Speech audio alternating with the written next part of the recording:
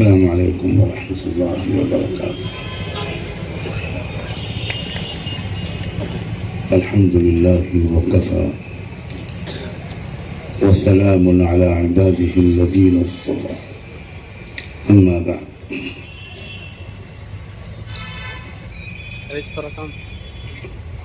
اعوذ باللہ من الشیطان الرجیم. بسم اللہ الرحمن الرحیم.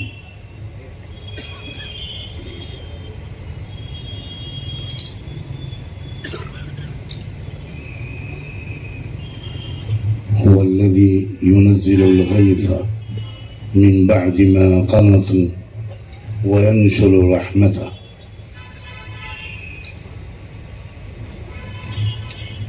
سبحان ربك رب العزة عما يصفون وسلام على المرسلين والحمد لله رب العالمين. اللهم صل على سيدنا محمد وعلى آل سيدنا محمد وبارك وسلم.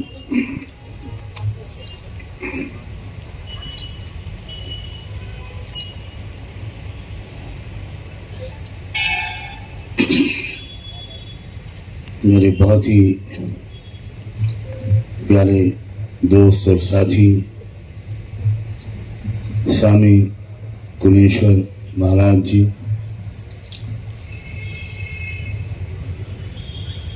اور اس اجلاس میں موجود علماء کرام، دانشوران، بزرگوں، بھائیوں، بہنوں، نوجوانوں،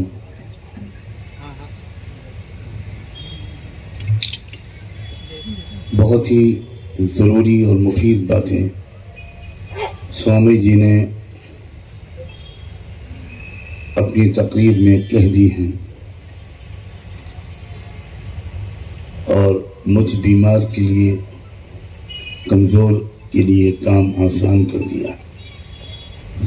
ہمارے ملک میں جو سب سے بڑا ایک چیلنج ہے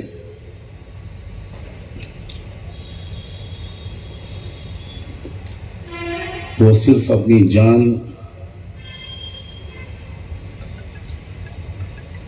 اپنے مال اور اپنی عزت کی حفاظت نہیں ہے، بلکہ اپنی پہچان، اپنی شناخت، اپنی آئیڈینٹی کی حفاظت اس ملک میں سب سے بھیانک چیلنج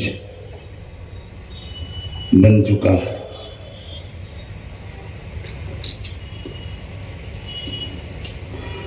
میں کوشش کروں گا کہ یہ بات اس انداز سے کہوں کہ آپ سب کی سمجھ میں آئے، کیونکہ عام سب سے بڑے چیلنج ہونے کے باوجود میرا احساس یہ ہے، اور خدا کرے کہ غلط ہو، کہ ہمارے مردوں اور عورتوں میں سے اب بھی زیادہ تر لوگ وہ ہیں جو اس چنوتی اور اس چیلنج سے ٹھیک سے واقف نہیں ہیں.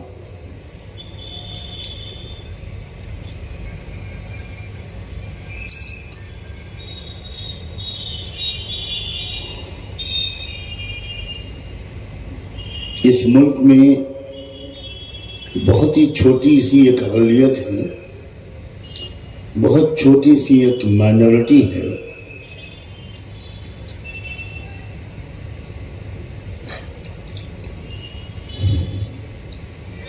جس کو یہ فن آتا ہے کہ وہ لالچ دے کر، دھوکے میں ڈال کر، ڈرا دھمکا کر کروڑوں انسانوں سے ان کی اپنی اصلی پہچان چھین لیا کرتی ہے اور ان کو ایک جھوٹی آرٹیفیشل نقلی پہچان صرف سیاسی مقصد کے تحت دے دیا کرتی ہے. یہ وہ بات ہے جو ہر ایک کو معلوم ہونی چاہیے. مگر مجھے افسوس ہے، اور کبھی کبھی وہ افسوس ایک شکایت کی حد تک پہنچ جاتا ہے کہ ہماری بہت بڑی بڑی جماعتیں جن کے ہم پر بہت احسانات بھی ہیں، وہ بھی اس خطرے اور چیلنج کو، اس شرارت اور سازش کو محسوس نہیں کرتے،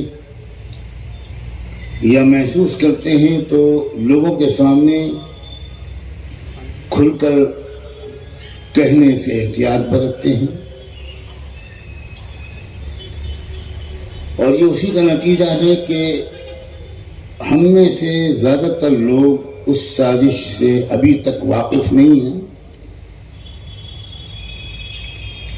اور میں پھر دہراتا ہوں سمجھانے کے لیے کہ وہ سازش ہے قوموں سے ان کی اصلی پہچان کو چھین لینا.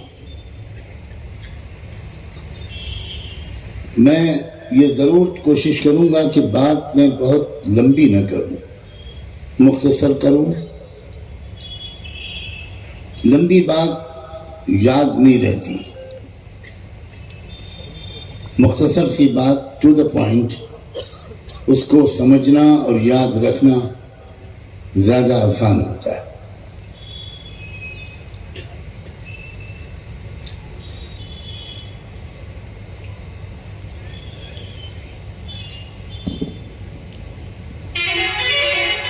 اس چھوٹی سی اقلیت جو ملک میں بہت ہی چھوٹی سی مائنورٹی ہے،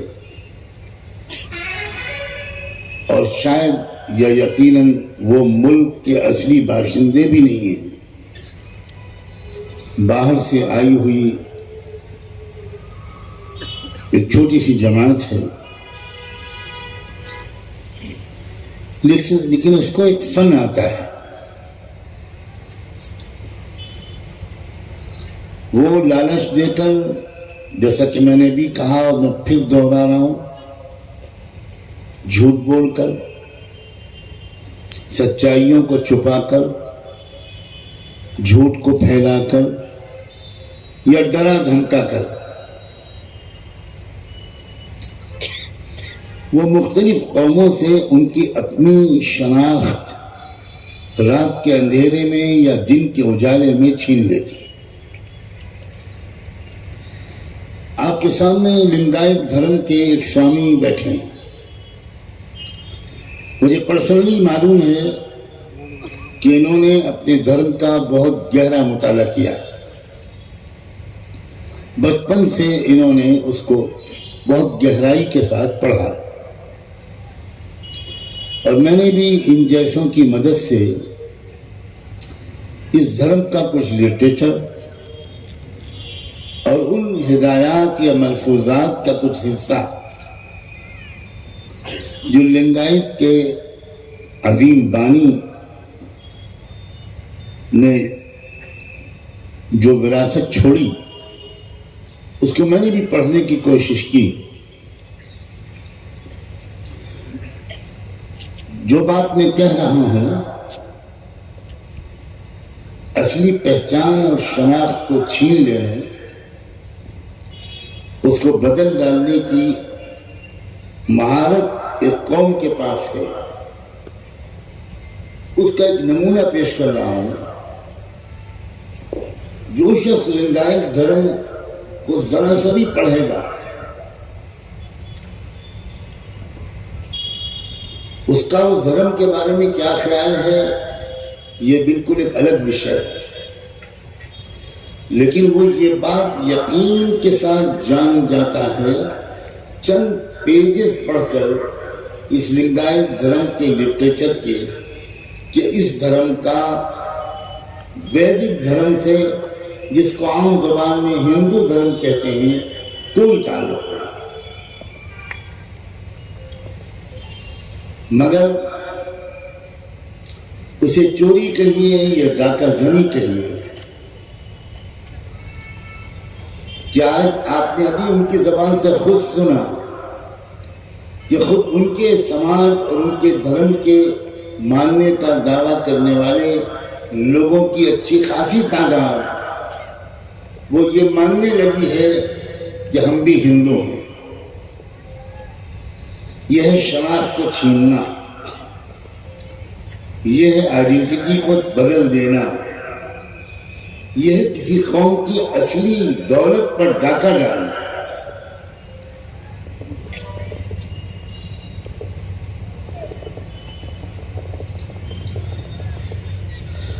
ابھی آپ نے یہ بھی سنا، اسی دھرم کے ایک پرچارک، ایک ودوان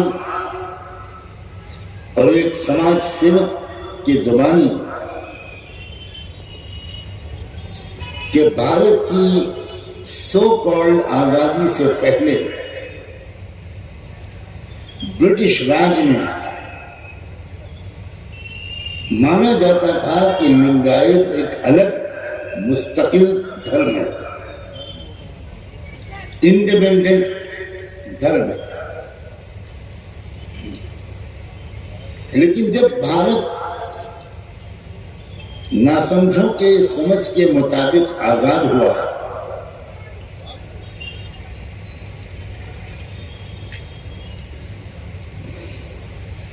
گورے ظالموں سے نکل کر کالے ظالموں کے چنگل میں پھنسا، تو اس وقت اعلان ہو گیا پہلی ہی کابینہ میں تقریباً آزادی کے فوراً بعد کہ لنگایت ہندو دھرم کا حصہ ہے. اگر مجھے غلط یاد نہیں ہے، سوامی جی کریکٹ کریں گے اگر میں کچھ غلط کہہ رہا ہوں، کہ 50 سے زیادہ بار لنگایت دھرم کے اسکالرس نے، پرچارکوں نے سینٹرل گورنمنٹ سے جا کر ریپرزنٹیشن کیا، ہوم منسٹری سے ملے، پرائم منسٹر سے ملے اور اپنا پورا ریکارڈ پیش کیا، اپنا لٹریچر پیش کیا اور یہ کہا کہ اس ہمارے دھرم کا ویدک دھرم سے کوئی تعلق نہیں ہے. ہم کو ایک الگ کمیونٹی مانا جاتا تھا غلام انڈیا میں. اب کچھ لوگوں کے کہنے کے مطابق آزاد انڈیا میں، آزاد بھارت میں یہ کیوں ہم کو وہ جو الگ ہماری حیثیت تھی وہ ہم سے کیسے کیوں چھینی گئی؟ آج تک ان کی اس بات پر عمل نہیں کیا گیا. آپ کے صوبے کرناٹکا کی اسمبلی میں بھی یہ پرستاؤ پاس ہوا، یہ ریزولوشن منظور ہوا، پارلیمنٹ کو بھیجا گیا کہ وہ اس کو منظوری دے اور اس بات کو گزٹ میں ڈکلیئر کرے کہ لنگایت دھرم ایک الگ وجود رکھتا ہے. لیکن اسمبلی کے ریزولوشن کے باوجود ابھی تک وہ بات نہیں مانی گئی. یہ میں نے ایک مثال کے طور پر آپ کو سمجھانے کی کوشش کرتے ہوئے یہ بات کہی ہے کہ لوگوں کی اپنی شناخت، لوگوں کی اپنی پہچان چھیننا اور بدلنا، دھوکہ دے کر، لالچ دے کر ہم آپ کو سی ایم بنا دیں گے، آپ کو یہ بنا دیں گے اور آپ کو وہ بنا دیں گے، یا ڈرا دھمکا کر لوگوں سے ان کی شناخت کا چھیننا، یہ بھارت کے مول نواسیوں اور اصلی باشندوں کے لیے سب سے بڑی چنوتی ہے. اور دلچسپ بات یہ ہے کہ اس کی کوئی خبر بھی میڈیا میں نہیں آتی. دکان لوٹ لی گئی، دکان جلا دی گئی، موب لنچنگ کر دی گئی، فساد چھوڑ دیا گیا. اس کی خبریں تو کچھ اخباروں میں آ جاتی ہیں، لیکن یہ کہ فلاں قوم کی آئیڈینٹی چھین لی گئی، فلاں قوم کی شناخت چھین لی گئی، اس کا یہ کبھی نیوز بنتی ہی نہیں.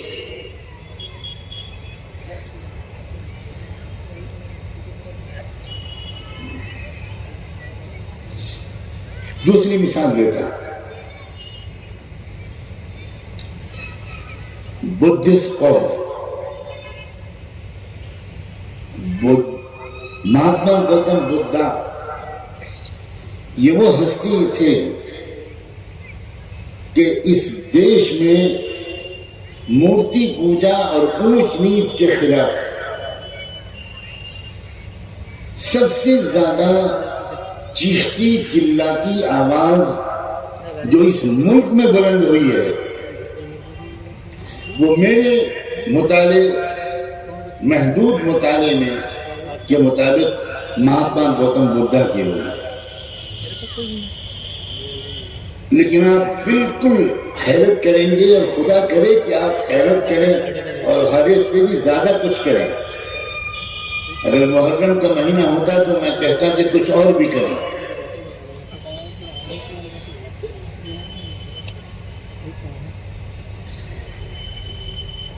کہ مہاتما گوتم بدھا کو ماننے والے اور اس ان کے لائے ہوئے دھرم کو بھی ہندو دھرم کا ایک پارٹ ہمارے بھارت کے دستور میں ڈکلیئر کر دیا گیا. ظلم کی کوئی لمٹ ہی نہیں، اس دھرم کا کوئی تعلق ہو ہی نہیں سکتا.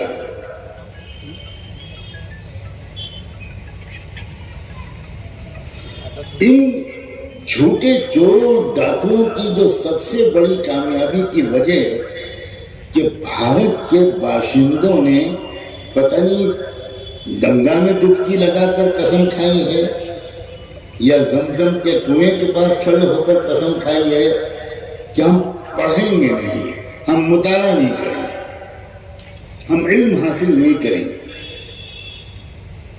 کسی کو خبر نہیں ہے کہ مہاتما گوتم بدھا کی تعلیمات کیا تھی،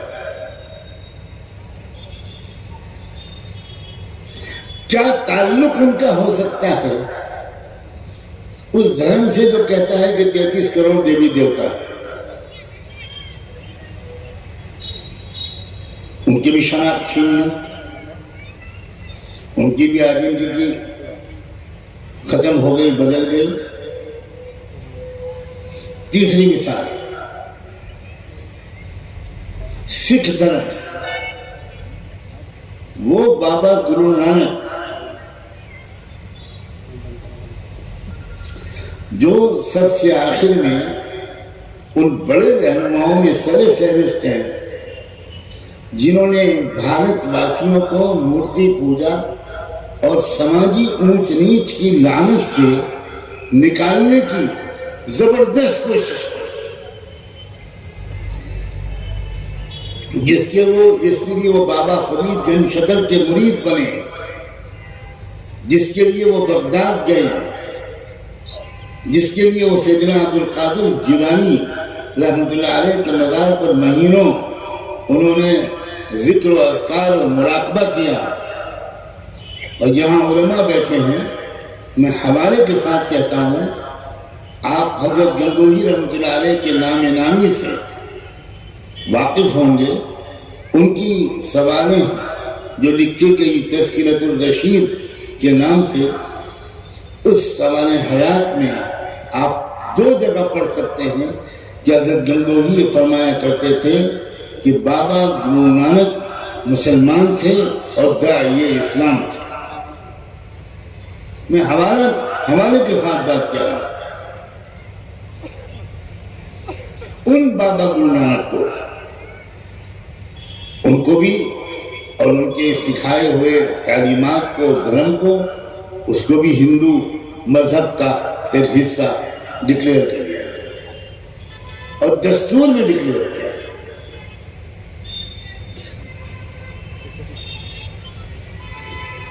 ہمارے لوگوں کے سامنے جذباتی تقریریں تو ہوتی ہیں اور قومیت کی حقیق زندہ باد اور مردہ باد پتہ نہیں کیا کیا ہوتا ہے، لیکن معلوماتی تقریریں نہیں، قوم کو ایجوکیٹ کرنے والی گفتگو نہیں، قوم کے اندر کچھ اویئرنیس، کچھ سمجھداری، حالات کا صحیح اندازہ، بیماری کی صحیح تشخیص، یہ اس کی صلاحیت پیدا کرنے والی گفتگویں بہت کم ہوتی ہیں. اور اس کی ایک وجہ بھی ہے کہ ان گفتگوؤں پر تالیاں نہیں بجتی اور بغیر تالی بجائے مقلد چند جملوں کے بعد اگلے جملے نہیں بول پاتا.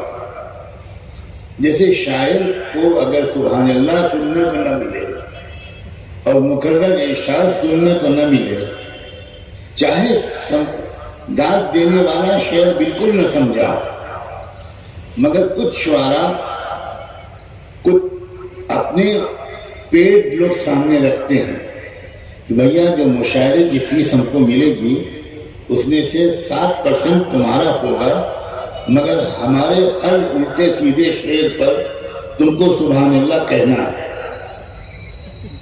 تو ان کو بھی اپنی روزی حلال کرنی ہوتی.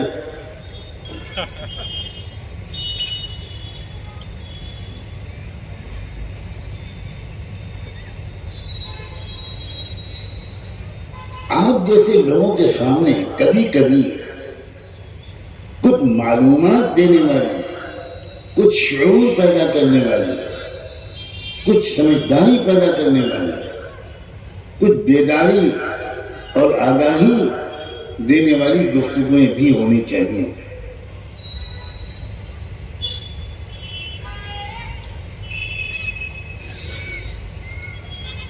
جین سماج،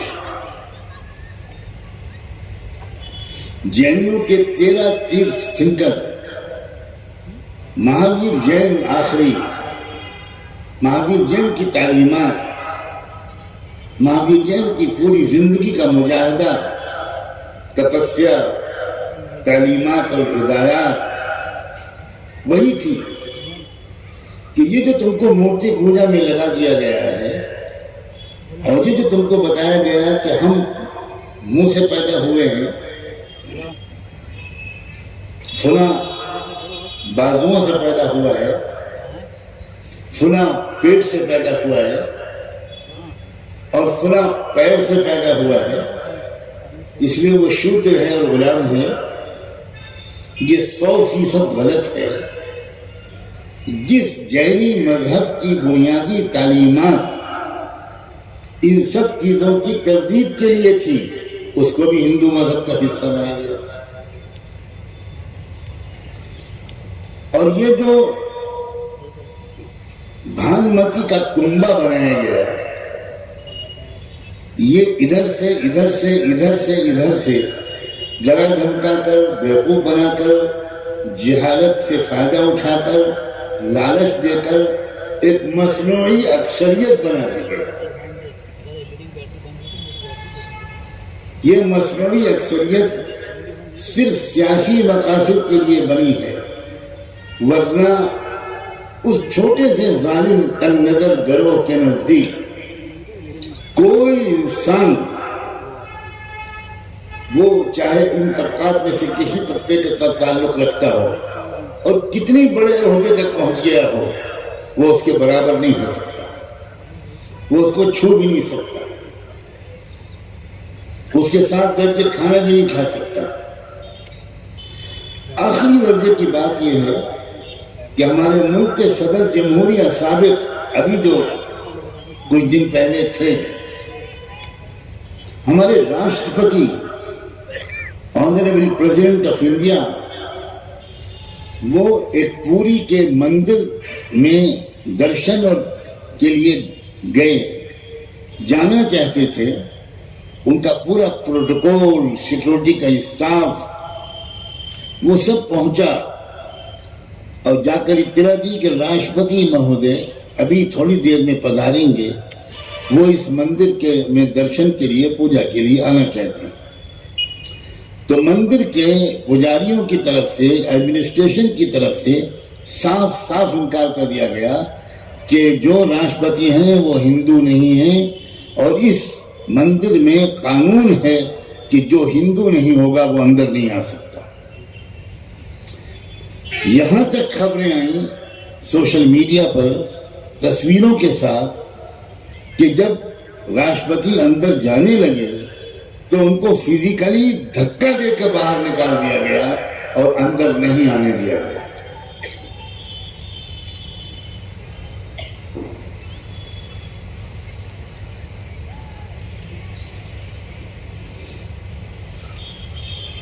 جب اتنے بڑے پوسٹ پر جو پریزیڈنٹ ہوتا ہے انڈیا کا، وہی ہیڈ آف دا اسٹیٹ ہوتا ہے، وہی تینوں فوجوں کا کمانڈر ان چیف ہوتا ہے،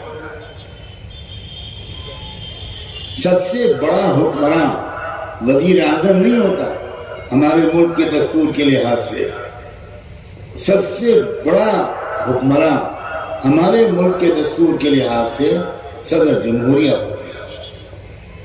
لیکن وہ چونکہ دلت کمیونٹی کے تھے، ان کے ساتھ وہ برتاؤ کیا۔ یہ شناخت کی بات میں آپ کو سمجھانا چاہتا ہوں، اور اب یہاں پر ایک بات کہنا چاہتا ہوں جس کے مخاطب خاص طور پر مسلمان ہیں۔ آپ علماء، خواص، دانشوران، صحافی برادری کے لوگ، میڈیا کے لوگ، خواتین، میری بیٹیاں، بہنیں، وہ سب غور سے سنیں۔ مسلمانوں کے ذہنوں میں، خاص طور پر نوجوانوں کے ذہنوں میں ناواقفیت کی وجہ سے ایک عام خیال یہ آتا جا رہا ہے کہ بھئی ہمارے علماء نے اب تک کیا کیا، یہ ان مسجدوں مدرسوں سے کیا فائدہ ہو رہا ہے، یہ مدرسے بناتے ہیں، پڑھاتے ہیں، اس سے کیا ہو رہا ہے، ہم تو پچھڑتے چلے جا رہے ہیں۔ ذرا کان کھول کر سنیں، میں چیلنجنگ انداز سے کہنے کی ہمت رکھتا ہوں کہ کوئی کمیونٹی، انتہائی مالدار کمیونٹیز بھی ہمارے ملک میں، مالدار سے مالدار سماج بھی اپنی شناخت کو اس طرح بچانے میں کامیاب نہیں ہو سکا جس طرح اپنی شناخت اور آئیڈینٹی کو بچا کر رکھنے میں مسلمان کامیاب ہوا۔ اب اپنے دل سے احساس کمتری کو نکالیے۔ علماء نے اتنا بڑا کام کیا ہے، علماء، یہ علماء ہی کی دین ہے، یہ مدارس کی دین ہے، یہ مکاتب کی دین ہے، یہ ہماری مختلف جماعتوں اور تحریکوں کی دین ہے، یہ علماء دیوبند و بریلی کی دین ہے، یہ مختلف حلقوں کی، دینی، مذہبی، علمی حلقوں کی قربانیوں کی، کاوشوں کی، بصیرت کی، سمجھداری کی دلیل ہے کہ تمام تر کمزوریوں کے باوجود اور بھرپور طریقے پر اسٹیبلشمنٹ کی نشانے پر رہنے کے باوجود اگر کوئی کمیونٹی ابھی تک اپنی شناخت کو سینے سے لگائے ہوئے ہے وہ صرف آپ کی کمیونٹی ہے۔ دل سے خیال نکال دیجئے کہ آپ اس ملک میں ناکام ہیں۔ جو اصلی لڑائی ہے اس میں آپ ہی کامیاب، آپ کامیاب نہیں، آپ ہی کامیاب۔ اصلی لڑائی دولت کی نہیں ہے، اصلی لڑائی پاور کی نہیں ہے، اصلی لڑائی اقتدار کی نہیں ہے، اصلی لڑائی شناخت اور آئیڈینٹی کے، اور اس میں آپ وہ دیہات میں ایک چھپر میں چلنے والا مکتب اور اس مکتب میں پڑھانے والا وہ غریب مدرس اور مولوی اور حافظ جو بہت تھوڑی تنخواہوں پر آپ کے بچے کو نازلہ قرآن پڑھا رہا ہے، نورانی قاعدہ پڑھا رہا ہے، آپ کو نہیں معلوم کہ وہ آپ کے مورچے کا انتہائی کامیاب سپاہی ہے. بہت بڑا کردار ہے اس کا، بہت بڑا رول اور کنٹریبیوشن ہے اس کا. اگر قوم سمجھدار ہوتی، اگر قوم کو صحیح ایجوکیٹ کیا جاتا، اگر قوم کے رہنما اس پہلو کو اجاگر کرتے تو آپ سب سے زیادہ عزت اپنے علاقے کے ایم ایل اے سے زیادہ، اپنے علاقے کے ایم پی سے زیادہ، کسی ملینئر اور بلینئر سے زیادہ آپ سب سے زیادہ عزت، سب سے زیادہ قدر اپنے علاقے کے مؤذن، امام، عالم، حافظ، مدرس اور قاری اور دارالعلوم سے لے کر مکتب کے کسی استاد کی کرتے، اس لیے کہ آپ کو یہ احساس ہوتا یہی وہ لوگ ہیں جن کے سہارے ہماری قوم اپنی آئیڈینٹی کو اب تک سینے سے لگائے ہوئے ہے. یہ بات میں اس لیے کہہ رہا ہوں کہ ناواقفیت کی وجہ سے جو مایوسی اور احساس کمتری قوم کے اندر ہے، اس کی بہت بڑی وجہ آپ کی پوری طرح واقفیت کی کمی ہے.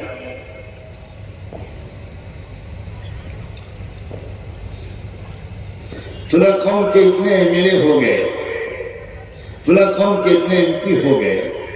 اگر یہ عزت اس سے ہوتی تو میں پوچھتا ہوں کہ جو راشٹرپتی ہو گیا جس قوم کا، اس کو عزت نہیں ملی تو اس سے بڑا عہدہ کون سا ہوگا اس میں؟ آپ کامیاب ہیں، میں پھر کہتا ہوں آپ کامیاب ہیں. عورتوں سے کہتا ہوں، مردوں سے کہتا ہوں، نوجوانوں سے کہتا ہوں، آپ یقیناً کامیاب ہیں. اور کاش کے لوگ اس کو مبالغہ محسوس نہ کریں، اس ملک میں سب سے زیادہ کامیاب آپ ہی ہیں.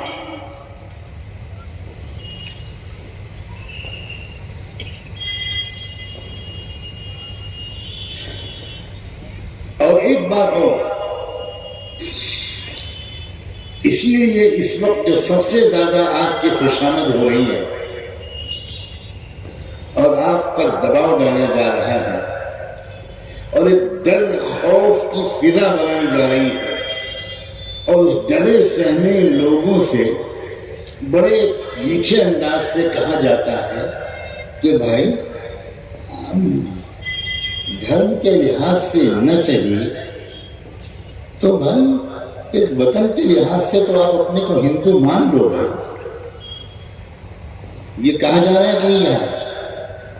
کیوں بھائی یہ گلبرگہ جو ہے یہ افریقہ کے کسی ملک میں ہے کیا؟ میں شاید جغرافیہ صحیح پڑھ کر لیا ہے.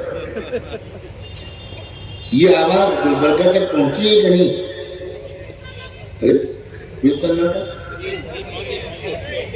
یہ جو آج کل چند سالوں سے بڑی خوشامد کی جا رہی ہے کہ اپنے کو ہندو مان لیجیے، مان لیجیے، مان لیجیے.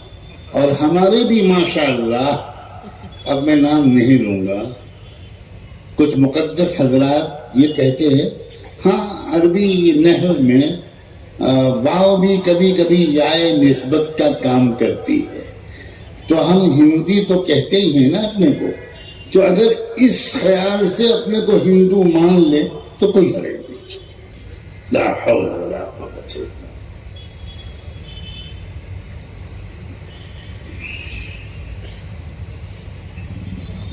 ابن تیمیہ رحمۃ اللہ علیہ بہت بڑے عالم تھے اور ان کے انتہائی محبوب شاگرد تھے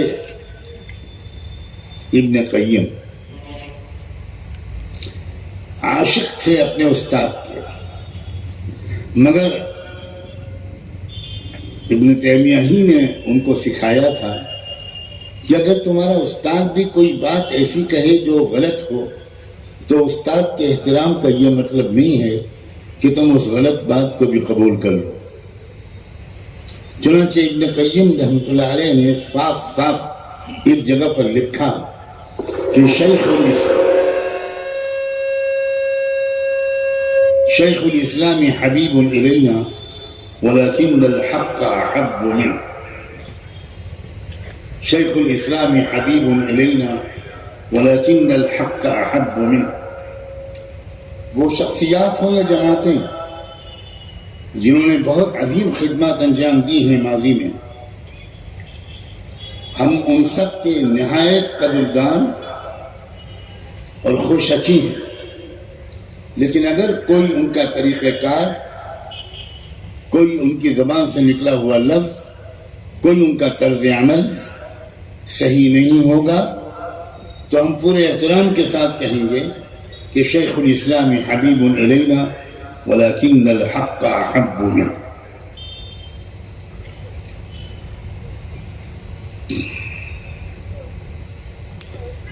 یہ جو کالے اور سفید بادل ایک خاص ترتیب کے ساتھ ہمارے سروں پر منڈلا رہے ہیں، کالی گھٹائیں، ظلم، تشدد، گرفتاریاں،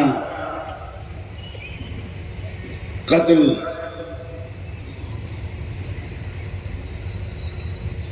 اور انہی کالی گھٹاؤں کے پس منظر میں کوئی بڑی پیاری سی ٹھنڈی ہوا آتی ہے کہ فلاں صاحب فلاں امام صاحب کے پاس چلے گئے، فلاں صاحب فلاں مدرسے میں تشریف لے گئے. یہ کیا ہے؟ یہ جو سمجھنے کی ضرورت ہے. یعنی اگر تم باقاعدہ اپنے آپ کو ہندو تسلیم نہیں کر رہے ہو تو بھائی تھوڑی دیر کے لیے ذرا سا بھارتیہ سنسکرتی کے لحاظ سے اپنے کو ہندو مان لو.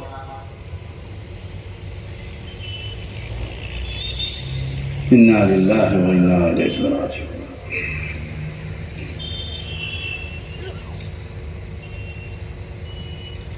اب ورق پلٹ رہا ہے دوستو. آپ نے ابھی تھوڑی دیر پہلے سوامی جی کی تقریر سے اس نئے ورق کی شروع کی سطریں پڑھی ہیں. مسلمان تو اپنے کو کیا مانے گا ہندو؟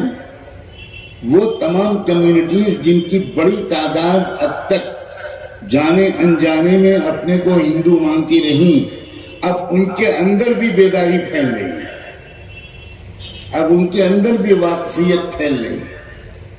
اب وہ بھی برسریام کہہ رہے ہیں کہ ہم ہرگز ہندو نہیں ہیں.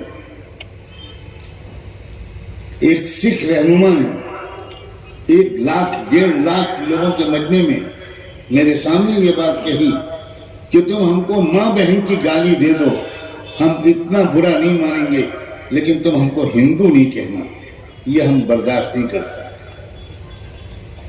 میں اس جھگڑے میں نہیں پڑتا کہ کیوں ہندو لفظ سے لوگوں کو چڑ ہے، یہ وہ جانے جنہوں نے کہا ہے. میں صرف ایک بات کہنا چاہتا ہوں، وہ یہ کہ اپنی شناخت دوسروں کی شناخت کو بدلنا، زبردستی بدلنا، ڈرا دھمکا کر بدلنا، لالچ دے کر بدلنا، یہ ہے اس وقت کا اصل چیلنج. اور اس چیلنج کا جواب سمجھدار لوگوں کی طرف سے، ہمت والوں کی طرف سے وہ دیا جانا چاہیے کہ بھائی ہم اپنی آئیڈینٹی کے بارے میں تو کوئی بات ہی نہیں کریں گے. البتہ اب ہمارا مطالعہ بڑھ گیا، ہماری جانکاری بڑھ گئی، ہماری دوستیوں کا دائرہ بڑھ گیا، ہمارے تعلقات وسیع ہو گئے. اب ہم تو بدھسٹ بھائیوں کے بارے میں یہ امید کرتے ہیں کہ وہ بھی اعلان کریں گے کہ بھائی ہم بدھسٹ، ہم ہندو نہیں ہیں. اب او بی سی اعلان کریں گے کہ بھائی ہم او بی سی ہیں، ہم ہندو نہیں ہیں. اب شیڈول کاسٹ والے بھی اعلان کریں گے کہ بھائی ہم شیڈول کاسٹ، ہم ہندو نہیں ہیں. اب سکھ بھی اعلان کریں گے، اب لنگایت بھی اعلان کریں گے. اب ہر سماج کے لوگوں کے اندر اس ایجوکیشن کے دور میں، اس میڈیا کے دور میں اس انفارمیشن کے دور میں یہ واقفیت بڑھتی چلی جائے گی، اور جیسے جیسے یہ واقفیت بڑھے گی یہ سارے مظلوم سماج اکٹھا ہو کر اس ملک کو ترقی دینے میں لگ جائیں گے۔ ہم سب دل سے یہ چاہتے ہیں کہ اس ملک کو ہر پہلو سے ترقی ملے۔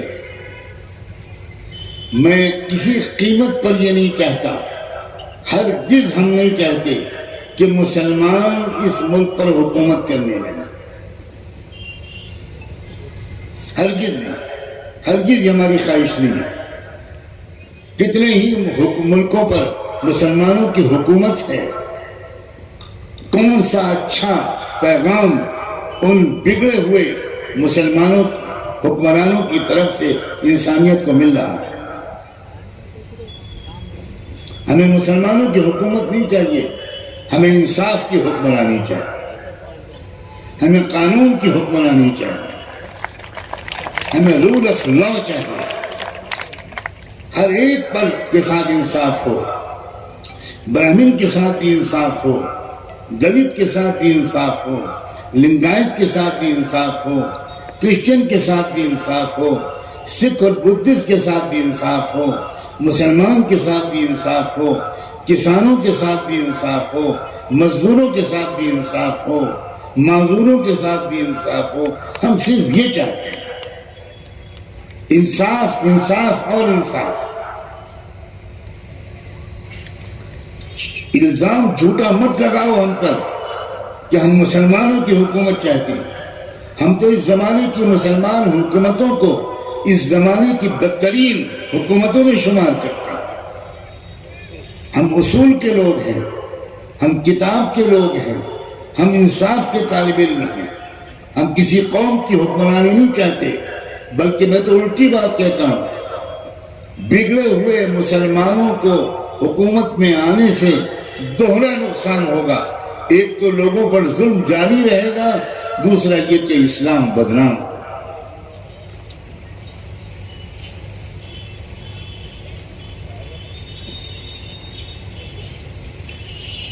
اگر مسلمانوں کی حکومت ہم چاہتے تو ہمارے بزرگوں نے وبھاجن اور پارٹیشن اور تقسیم کے وقت میں اپنے اختیار سے بھارت میں رہنا پسند نہ کیا ہو۔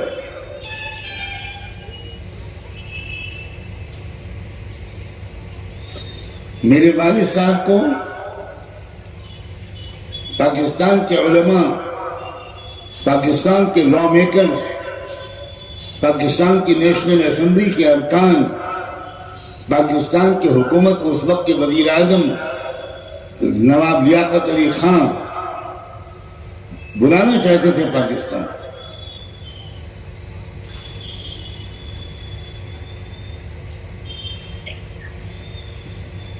اس لیے کہ وہاں کے علماء یہ کہتے تھے کہ مولانا منظور نعمانی اس صدی میں اسلامی قانون کے 2-3 بڑے اسکالرز میں سے ایک ہیں، اور ہم کو پاکستان میں جو کانسٹیٹیوشن ڈرافٹ کرنا ہے اس میں دستور کے مرتب کرنے کے لیے، آئین سازی کے لیے، کانسٹیٹیوشن کی ڈرافٹنگ کے لیے جو کمیٹی علامہ سید سلیمان ندوی کی قیادت میں بنی تھی، اس میں مولانا محمد منظور نعمانی کی سخت ضرورت ہے۔ چنانچہ پنڈت جواہر لال نہرو نے ہمارے والد صاحب کو خط بھیجا اور کہا میرے پاس یہ مسلسل میسج آ رہے ہیں، ہم تو نہیں چاہتے کہ آپ اس ملک کو چھوڑ کر جائیں، لیکن اگر آپ ارادہ کرتے ہیں تو ہمیں اطلاع کر دیجئے، ہم سارے انتظامات کر کے بآسانی آپ کو اس ملک میں بھجوانے کے لیے تیار ہیں۔ تو ہمارے والد صاحب نے جواب دیا کہ میں یہ طے کیے بیٹھا ہوں کہ مکہ مدینے کے علاوہ میں اللہ سے مانگتا ہوں کہ میری موت بھی اسی سرزمین میں ہو، میں یہیں پیدا ہوا ہوں، یہیں مرنا چاہتا ہوں اور یہیں دفن ہونا چاہتا ہوں۔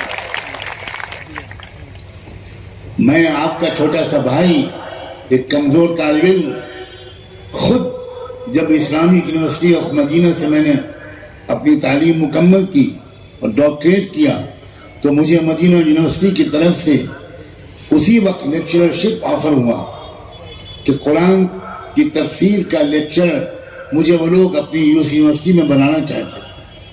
حالانکہ اس کے قاعدے تھے سعودی گورنمنٹ کے کہ اسلامک یونیورسٹی آف مدینہ کا کوئی بھی گریجویٹ، وہاں کا پڑھا ہوا کوئی بھی طالب علم سعودیہ کے اندر وہ جاب نہیں کر سکتا.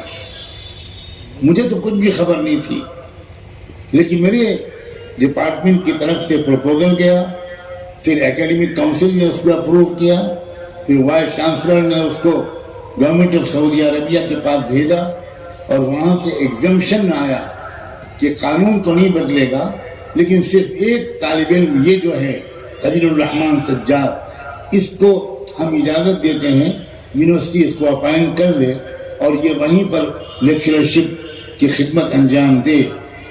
یہ خوشخبری وائس چانسلر صاحب نے مجھے اپنے پاس بلا کر اپنے آفس میں دی تو میں خاموش ہو گیا.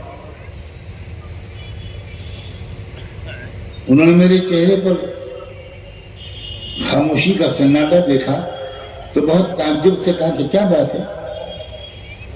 میں نے کہا حضرت میں تو کل درخواست دے چکا ہوں رجسٹرار آفس میں کہ میرے ٹریول ڈاکومنٹس سفر کے کاغذات تیار کر دیے جائیں، میں واپس جانا چاہتا ہوں، میری تعلیم پوری ہو گئی. تو وائس چانسلر نے مجھ سے کہا کہ ہاں رجسٹرار نے مجھ کو اطلاع دی تھی اور میں نے ان کو انسٹرکشن دیا کہ ابھی ان کی درخواست پر کوئی کارروائی نہ کی جائے، اور اسی لیے میں نے تم کو بلا کر یہ اطلاع دی ہے. میں نے کہا نہیں میں تو واپس جاؤں گا. تو پھر انہوں نے اصرار کیا. میں نے کہا دیکھیے آپ بھی میرے بڑے ہیں، میرے والد میرے بڑے ہیں، مولانا ابو الحسن علی ندوی میرے، یہ دو بڑے میرے مربی اور سرپرست ہیں. آپ ان سے فون پر بات کر لیجیے، اگر یہ الاؤ کر دیتے ہیں تو میں بات مان لوں گا. انہوں نے کہا میری بات کراؤ. میں نے ٹیلی فون سے رابطہ قائم کر کے اپنے والد سے ان کی بات کرا دی. والد صاحب سے انہوں نے پوری بات کہی تو ہمارے والد صاحب نے ان کو جواب دیا کہ فرسٹ اویلیبل فلائٹ سے آپ اس کو فوراً بھیج دیجیے. جب انہوں نے بہت اصرار کیا تو ہمارے والد صاحب نے کہا کہ شیخ، ان کا نام تھا ڈاکٹر عبداللہ زاہد، آپ کے پاس بڑے قابل استاد آپ کو مل جائیں گے، لیکن ہم لوگوں نے یہ طے کیا ہے کہ ہم اسی ملک میں رہیں گے، یہیں جئیں گے اور یہیں مریں گے، ہم اس ملک کو چھوڑ کر کہیں نہیں جائیں گے. اب کوئی ہم سے اس ملک کی وفاداری کے سرٹیفکیٹ مانگتا ہے؟ وہ لوگ جو اتنے غدار ہیں کہ جنہوں نے انگریزوں کی مخبری کی، جنہوں نے ایک دن کے لیے جنگ آزادی میں حصہ نہیں لیا، جنہوں نے گاندھی جی کو خدا کے پاس پہنچا دیا، آپ یہ صورت حال ہے. آپ مایوس نہ ہوں. آپ کی قیادت جن حضرات کے ہاتھ میں تھی وہ اب تک اس جدوجہد میں 100% کامیاب ہوئے ہیں کہ انہوں نے آپ کی شناخت کو بدلنے نہیں دیا. یہ بہت بڑی کامیابی ہے. اب آگے اب میں اس شناخت کی حفاظت کے ساتھ، اپنی اسلامک آئیڈینٹی کی حفاظت کے ساتھ، جو مدارس اور مکاتب سے مضبوط تعلق کے ذریعے ہی ہو سکتی ہے، اس کے ساتھ اب آپ کو دوسری برادریوں کو ان کی اپنی شناخت کے حاصل کرنے میں مدد کرنی ہے. اب آپ کو سپورٹ کرنا ہے سکھوں کو، آپ کو مدد کرنا ہے لنگایت برادری کی، آپ کو مدد کرنا ہے بدھسٹوں کی، آپ کو مدد کرنا ہے او بی سیز کی، آپ کو مدد کرنا ہے ایس سی ایس ٹیز کی. شاید آپ کو یقین نہیں آئے گا، یہ لوگ مسلمانوں سے انصاف کی مدد کی امید رکھتے ہیں. یقین مانیے آپ احساس کمتری میں مبتلا ہیں اور میڈیا نے آپ کو احساس کمتری میں مبتلا کر دیا ہے. اور میڈیا وما ادراک ما میڈیا، ان میڈیا والوں نے سب سے زیادہ راحت شیطان کو پہنچائی ہے جس دن سے یہ آئے ہیں اس کو آرام کرنے کا موقع مل رہا ہے.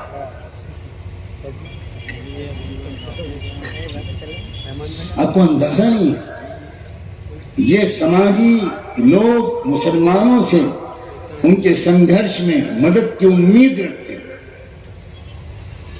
میں سوامی جی کی موجودگی میں کہہ رہا ہوں,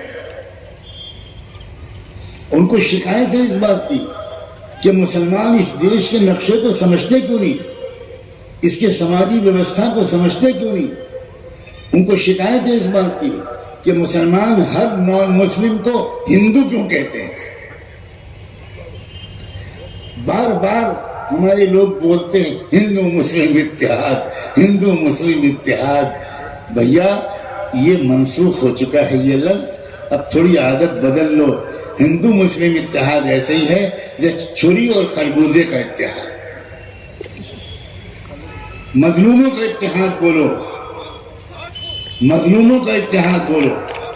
مظلوم اور ظالم کا اتحاد نہیں ہوا کرتا, مظلوموں کا اتحاد. اگر کوئی براہمن مظلوم ہے تو ہم اس کو بھی اس اتحاد میں شامل کرنے کو تیار ہیں, لیکن ہم ظالموں کو شامل کرنے کو تیار نہیں ہیں, چاہے وہ ظالم مسلمان. ظلم ظلم ہے, وہ اگر اردو میں ہو تب بھی غلط, ہندی میں ہو تب بھی غلط, کنڑ اور سنسکرت میں ہو تب بھی غلط, عربی میں ہو تب بھی غلط, ایودھیا کاشی اور متھرا میں ہو تب بھی غلط, اور مکہ اور مدینہ میں ہو تب بھی غلط. سمجھو کہ اس ملک میں ظلم کا سرچشمہ کیا ہے. میں آج ہی ابھی سوامی جی کو بتا رہا تھا کہ میں اب تک بہت دوسروں سے توقع کرتا رہا, مختلف پرانی جماعتوں کے قائدین سے بار بار جا کر ملا, کوئی یہ شکایت نہیں کر سکتا کہ میں نے ان کو نظر انداز کر کے کوئی پہل کی ہے. سال ہاں سال انہی کی خوشامد کرتا رہا کہ تھوڑا قدم آگے بڑھائیے, تھوڑا سا. اب یہ انداز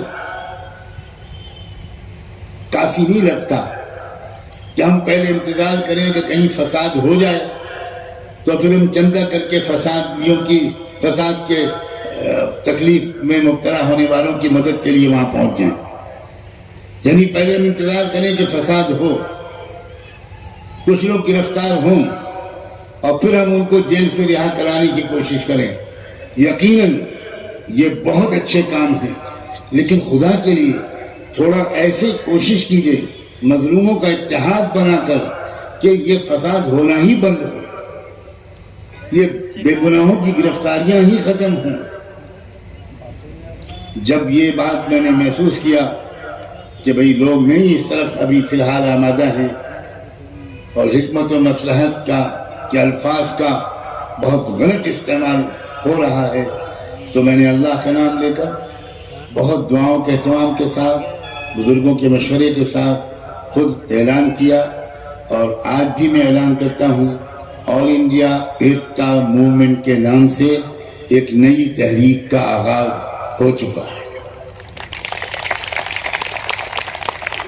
اور ہو سکتا ہے کہ چند دنوں میں ہم اس بات کا اعلان کریں کہ ہمارے سوامی اپنے شیشمل مہاراج ہمارے یہ اس تحریک کے نائب صدر ہوں گے.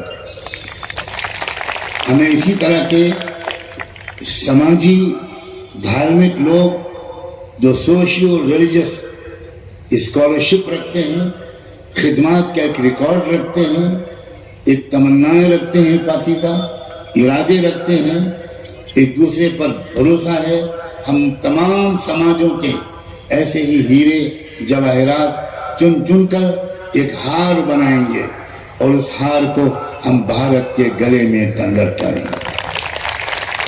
تب بھارت کی اصل خوبصورتی دنیا میں آئے گی, تب بھارت کا اصل حسن دنیا میں چمکے گا. بھارت ظلم کر کر کے وہ دنیا کا لیڈنگ طاقت نہیں بن سکتا. ظلم کرنے میں اسرائیل سب سے آگے ہے. او بھارت کے لوگ ہو, تم پیچھے ہی رہو گے, تم ان سے آگے نہیں بڑھ سکتے. ظلم کے ذریعے سے تم آگے نہیں بڑھ سکتے. تمہاری وراثت ظلم کی نہیں ہے. تمہاری وراثت روحانیت کی ہے، ادھیاتمکتا کی ہے، اسپریچول ویلیوز کی ہے، سماج کی بے بھاؤ کی خدمت کی ہے. اسی سلسلے کو منظم کرنے اور ایک ایک کر کے مختلف سماجوں کے جو بہترین لیڈرز، بہترین تھنکرز، بہترین فلاسفرز، بہترین اسکالرز اس ملک میں موجود ہیں اور آج بھی ہزاروں کی تعداد میں موجود ہیں، میں ان میں سے ایک ایک کو چن رہا ہوں اور انشاءاللہ اس ایکتا موومنٹ کے ذریعے سے وہ ایک پوری مالا بنے گی اور وہ مالا آپ کے تعاون کے بغیر نہیں بن سکتی. آپ کا اعتماد، آپ کا بھروسہ، آپ کا لبیک کہنا، آپ کا اس کو طاقت پہنچانا ممبرشپ کے ذریعے، والنٹیئر بن کر یا مختلف اور شکلوں سے آپ جب اس طرح آگے بڑھیں گے تو پھر یقیناً مجھے امید ہے کہ انشاءاللہ گلبرگہ واقعی گلبرگہ بن جائے گا. تیار ہیں آپ اس کے لیے؟ مجھے تو بہت ہلکی آواز آئی، پتہ نہیں میرے سننے کی طاقت کم ہے.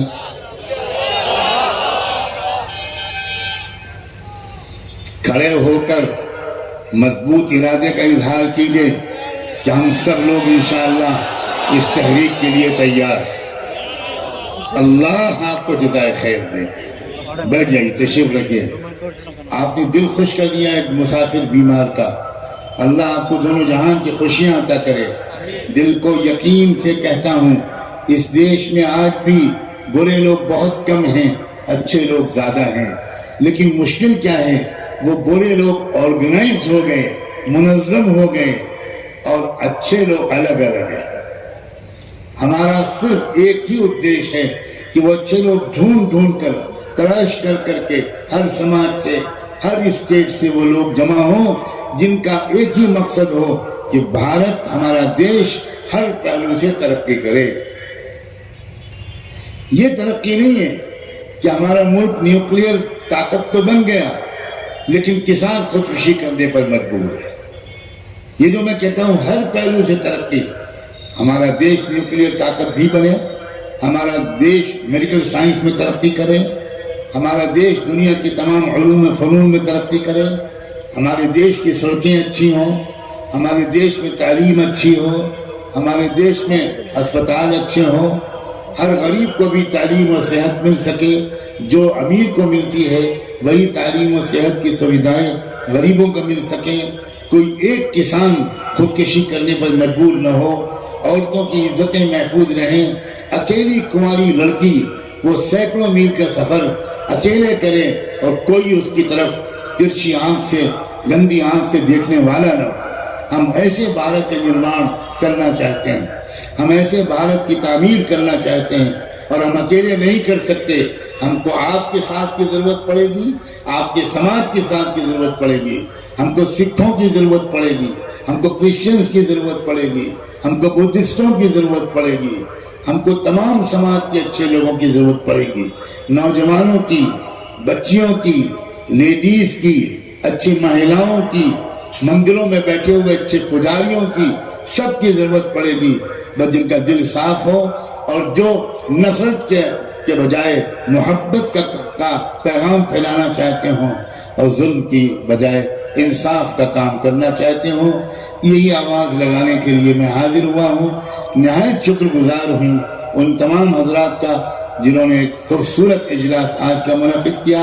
سوامی جی کا بھی میں بہت زیادہ شکر گزار ہوں اور جو منتظمین ہیں ان کا بھی شکر گزار ہوں اور امید کرتا ہوں کہ آپ اس آل انڈیا ایکتا موومنٹ کا تن من دھن سے ساتھ دیں گے. اپنا فارم اگر آپ کو ملا ہو تو اس فارم کو بھریے اور پھر اپنا کانٹیکٹ نمبر اس میں ڈال دیجئے.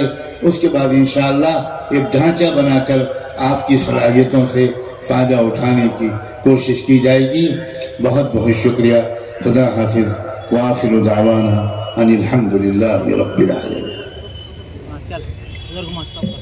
حضرت والا کی دعا ہوگی. آپ سبھی حضرات 5 منٹ اور تشریف رکھیں.